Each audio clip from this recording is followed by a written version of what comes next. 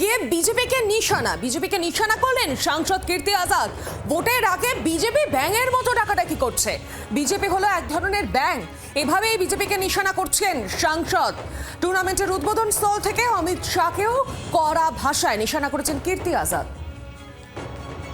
বিস্তারিত আপডেট দেবেন সঙ্গে রয়েছেন প্রতিনিধি পার্থ চৌধুরী। পার্থ, বিজেপিকে কার্যত নিশানা এবং ব্যাঙের মতো নিশানা, স্থানীয় বিজেপির কি মন্তব্য পাওয়া যাচ্ছে?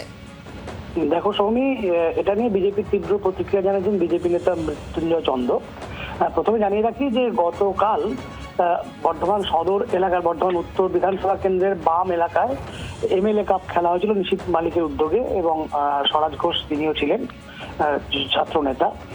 ঘটনা হচ্ছে যে এখানে কীর্তি আজাদ, যিনি তৃণমূল কংগ্রেসের সাংসদ বর্ধমান দুর্গাপুর লোকসভা কেন্দ্রে, তিনি কার্যত অঙ্গভঙ্গি করে কার্যত ভেঙানো যাকে বলা হয় অমিত শাহ এবং নরেন্দ্র মোদীকে সেইভাবে ইঙ্গিত করেছেন এবং তাদেরকে ব্যাঙ বলে উল্লেখ করেছেন বিজেপিকে, এবং বলেছেন যে বর্ষাকালে যেমন ব্যাঙের আনাগোনা বাড়ে, তারা যেরকম ডেকে লোককে জানায় যে তারা এসে জানান দেয়, ঠিক তেমনিভাবে বিজেপি জানান দেয় ভোট এলেই। ভোটের পর কার্যত তাদের খুঁজে পাওয়া যায় না এবং কোনো প্রকল্পই তারা ঠিকভাবে করেনি। ফ্রেড করিডর, ডানকুনি বা তালিত রেলগেট, কোনো ক্ষেত্রেই বিজেপির কোনো উদ্যোগ দেখা যায়নি।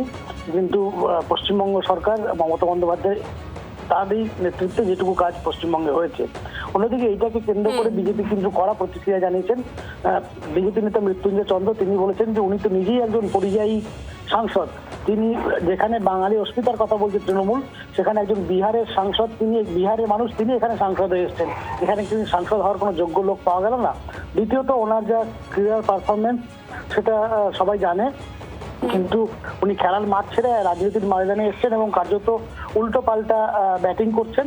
এতে কার্যত কোনো লাভ হবে না। পশ্চিমবঙ্গের মানুষ জানেন যে কেন্দ্র সরকার কি কি কাজ করেছে, এবং অমিত শাহ এবং নরেন্দ্র মোদী তারা দুজনই দেশের শ্রদ্ধেয় মানুষ। তাদেরকে এইভাবে ব্যঙ্গ করার তারা তীব্র প্রতিবাদ জানিয়েছে। ধন্যবাদ পার্থ। আর এই নিয়ে সাংসদ কীর্তি আজাদ তিনি কি বলেছেন শোনাবো আপনাদের, পাশাপাশি শোনাবো স্থানীয় বিজেপি নেতৃত্বের কি বক্তব্য। बरसात आता है तो बरसात में क्या होता है, बेंग निकलता है, बेंग बुझते ना, मेढक बेंग निकलता है। और वो बेंग जहाँ आप देखें बिस्टी होगा तो बेंग ऐसे फेफड़ा थोथना फैलाता है, ऐसे गला फूलेगा उसका, टर टर टर करता है।